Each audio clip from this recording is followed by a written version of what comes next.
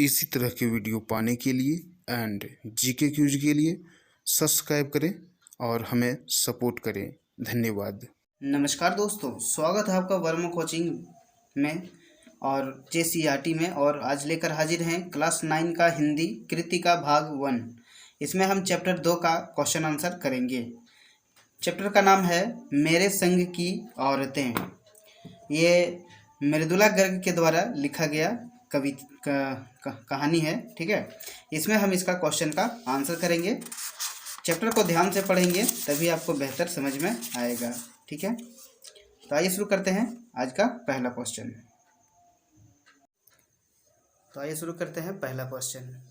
पहला क्वेश्चन है कि लेखिका ने अपनी नानी को कभी देखा भी नहीं, फिर भी उसे व्यक्तित्व से वे प्रभावित थी। तो इसका आंसर है लेखिका ने अपनी नानी को कभी नहीं देखा था, ठीक है, किंतु उनके बारे में सुना अवश्य था। उसने सुना था कि उसकी नानी ने अपनी जीवन के अंतिम दिनों में उन्होंने प्रसिद्ध क्रांतिकारी प्यारेलाल शर्मा से भेंट की थी। उस भेंट में उन्होंने यह इच्छा प्रकट की थी कि वे अपनी बेटी की शादी किसी क्रांतिकारी से करवाना चाहती है, अंग्रेज़ों के किसी भक्त से नहीं। उनकी इस इच्छा में देश की स्वतंत्रता की पवित्र भावना थी। यह भावना बहुत सच्ची थी, इसमें साहस था। जीवन भर पर्दे में रहकर भी उन्होंने किसी पर पुरुष से मिलने की हिम्मत की। इससे उनके साहसी व्यक्तित्व और मन में सुलगती स्वतंत्रता की भावना का पता चला। लेखिका इन्हीं गुणों के कारण उनका सम्मान करती है। क्लियर है। दूसरा क्वेश्चन देखते हैं कि लेखिका की नानी की आज़ादी के आंदोलन में किस प्रकार की भागीदारी रही, ठीक है। तो उत्तर है लेखिका की नानी ने आज़ादी के आंदोलन में प्रत्यक्ष रूप से भाग नहीं लिया था, पर आज़ादी के आंदोलन में उनका अप्रत्यक्ष योगदान अवश्य था। वे अनपढ़ परंपरागत पर्दानशी औरत थी। उनके मन में आज़ादी के प्रति जुनून था। यद्यपि उनके पति अंग्रेज के भक्त थे और साहबों के समान रहते थे, पर अपनी मृत्यु को निकट देखकर उसने अपने पति के मित्र स्वतंत्रता सेनानी प्यारेलाल शर्मा को बुलवाया और स्पष्ट रूप से कह दिया कि उनकी बेटी का वर वे ही अपने समान ही किसी स्वतंत्रता के दीवाने लड़के खोज कर दें। इससे उनकी बेटी का विवाह आज़ादी के आंदोलन में भाग लेने वाले उस लड़के से हो सका जिसे ICS परीक्षा में बैठने से रोक दिया गया था। इस तरह उसकी नानी ने आज़ादी के आंदोलन में भागीदारी निभाई। तीसरा क्वेश्चन देखते हैं कि लेखिका की माँ परंपरा का निर्वाह न करते हुए भी सबके दिलों पर राज करती थी। इस कथन के आलोक में का ऑप्शन है लेखिका की माँ की विशेषताएं लिखिए। ख है लेखिका की दादी के घर के माहौल का शब्द चित्र अंकित कीजिए। तो क नंबर का क्वेश्चन का आंसर है कि लेखिका की माँ की स्थितियाँ और व्यक्तित्व दोनों असाधारण थे। उनके व्यक्तित्व की सबसे बड़ी विशेषता यह थी कि वे स्वतंत्रता आंदोलन के लिए काम करती थी। उनकी सोच मौलिक थी। लेखिका के शब्दों में वह खुद अपने तरीके से आज़ादी के जुनून को निभाती थी। इस विशेषता के कारण घर भर के लोग उसका आदर करते थे। कोई उनसे घर गृहस्थी के काम नहीं करवाता था। उनका व्यक्तित्व ऐसा प्रभावी था कि ठोस कामों के बारे में उनसे केवल राय ली जाती थी और उस राय को पत्थर की लकीर मानकर निभाया जाता था। लेखिका की माँ का सारा समय किताबें पढ़ने, साहित्य चर्चा करने और संगीत सुनने में बीतता था। वे कभी बच्चों के साथ लाड़ प्यार भी नहीं करती थी। उनके मान सम्मान के दो प्रमुख कारण थे। वे कभी झूठ नहीं बोलती और वे एक की गोपनीय बात दूसरे से नहीं कहती थी। ये क का आंसर हुआ। ख का आंसर देखते हैं। लेखिका की दादी के घर में चित्रित विरोधों का संगम था। परदादी लीक से परे हटकर थी। वे चाहती थी कि उनकी पतोहू होने वाली संतान कन्या हो। उसने यह मन्नत मांगकर जग जाहिर भी कर दी। इससे घर के अन्य सभी लोग हैरान थे, परंतु लेखिका की दादी ने इस इच्छा को स्वीकार करके होने वाली पोती को खिलाने दुलारने की कल्पनाएं भी कर डाली। लेखिका की माँ तो बिल्कुल ही विचित्र थी। वे घर का कोई काम नहीं करती थी। वे आज़ादी के आंदोलन में सक्रिय रहती थी। उन्हें पुस्तक पढ़ने, संगीत सुनने और साहित्य चर्चा करने से फुर्सत नहीं थी। उनके पति भी क्रांतिकारी थे। वे आर्थिक दृष्टि से अधिक समृद्ध नहीं थे। विचित्र बात यह थी कि लेखिका के दादा अंग्रेज के बड़े प्रशंसक थे। घर में चलती उन्हीं की थी, किंतु घर की नारियां अपने अपने तरीके से जीने के लिए स्वतंत्र थी। कोई किसी के विकास में बाधा नहीं बनता था। क्लियर है। क्वेश्चन नंबर 4 देखते हैं कि आप अपनी कल्पना से लिखिए कि परदादी ने पोतहू के लिए बच्चे के रूप में लड़की पैदा होने की मन्नत क्यों मांगी। ठीक है, इसका तो उत्तर देखते हैं। परदादी ने पोतहू के लिए पहले बच्चे के रूप में लड़की पैदा होने की मन्नत इसलिए मांगी ताकि वे परंपरा से अलग चलने की जो बात करती थी उसे अपने कार्य व्यवहार द्वारा सबको दर्शा सके। इसके अलावा उनके मन में लड़का और लड़की में अंतर समझने जैसी कोई बात न रही होगी।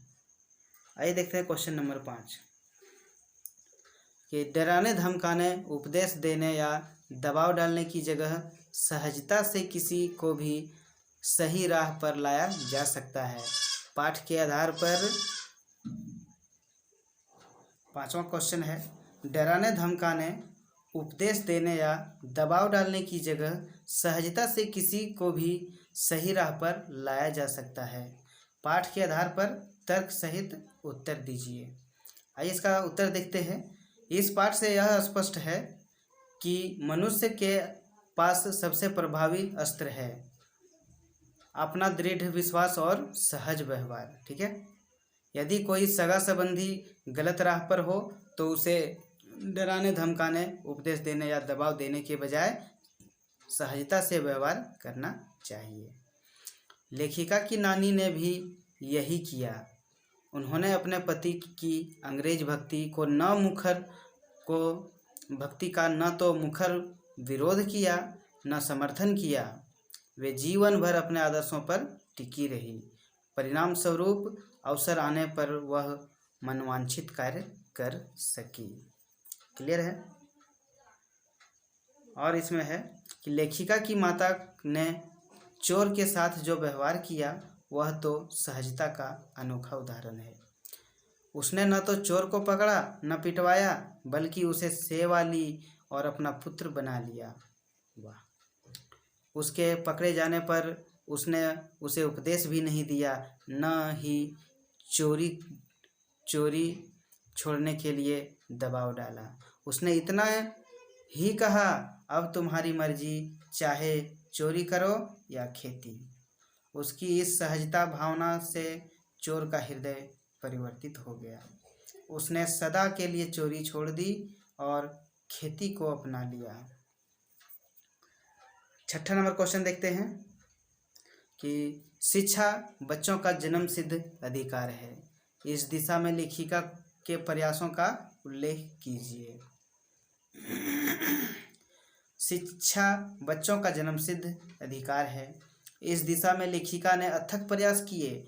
उसे कर्नाटक के बांगलकोट जैसे छोटे से कस्बे में रहते हुए इस दिशा में सोचना शुरू किया उसने कैथोलिक विश्व से प्रार्थना की उनका मिशन वहाँ से सीमेंट कारखाने से मदद लेकर वहाँ स्कूल खोल दे, पर वे इसके लिए तैयार न हुए। तब लेखिका ने अंग्रेजी, हिंदी व कन्नड़ 3 भाषाएं सीखने वाला स्कूल खोला और उसे कर्नाटक सरकार से मान्यता दिलवाई। इस स्कूल के बाद बच्चे बाद में स्कूलों में प्रवेश पा गए। ठीक है। 7वां क्वेश्चन है कि पाठ के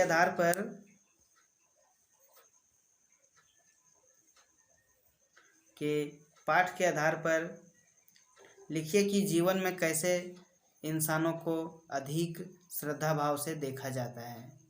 उत्तर है इसका, इस पाठ के आधार पर यह स्पष्ट है कि ऊंची भावना वाले दृढ़ संकल्पी लोगों को यह श्रद्धा से देखा जाता है। जो लोग सद्भावना से व्यवहार करते हैं तथा आवश्यकता पड़ने पर गलत रूढ़ियों को तोड़ डालने की हिम्मत रखते हैं, समाज में उनका खूब आदर सम्मान होता है।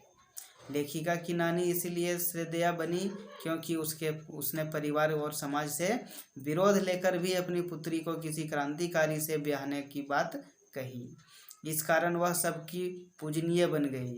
लेखिका की परदादी इसीलिए श्रद्धेया बनी क्योंकि उसे 2 धोतियों से अधिक संचय न करने का संकल्प किया था। उसने परंपरा के विरुद्ध लड़के की बजाय लड़की होने की मन्नत मानी। लेखिका की माता इसलिए श्रद्धेया बनी क्योंकि उसने देश की आज़ादी के लिए कार्य किया, कभी किसी से झूठ नहीं बोला, कभी किसी की गोपनीय बात को दूसरे को नहीं बताया। ये सभी व्यक्तित्व सच्चे थे, लीक से परे थे, तब दृढ़ निश्चय थे। वे इस कारण इनका सम्मान हुआ, इन पर श्रद्धा प्रकट की गई। 8वां नंबर है लास्ट कि सच अकेलेपन का मजा ही कुछ और है। इस कथन के आधार पर लेखिका की बहन एवं लेखिका के व्यक्तित्व के बारे में अपने विचार व्यक्त कीजिए। आइए इसका आंसर देखते हैं। सच अकेलेपन का मजा ही कुछ और है। इस कथन के आधार पर ज्ञात होता है कि लेखिका और उसकी बहन दोनों ही अपने दृढ़ निश्चय और जिद्दीपन के कारण उक्त कथन को चरितार्थ ही नहीं करती बल्कि उसका आनंद भी उठाती है। लेखिका की बहन रेणु तो लेखिका से भी 2 कदम आगे थी। वह गर्मी में भी उस गाड़ी में नहीं आती थी जिससे उसके पिता ने स्कूल से उसे लाने के लिए लगवा दिया था। एक बहन गाड़ी में आती थी जबकि रेणु पैदल।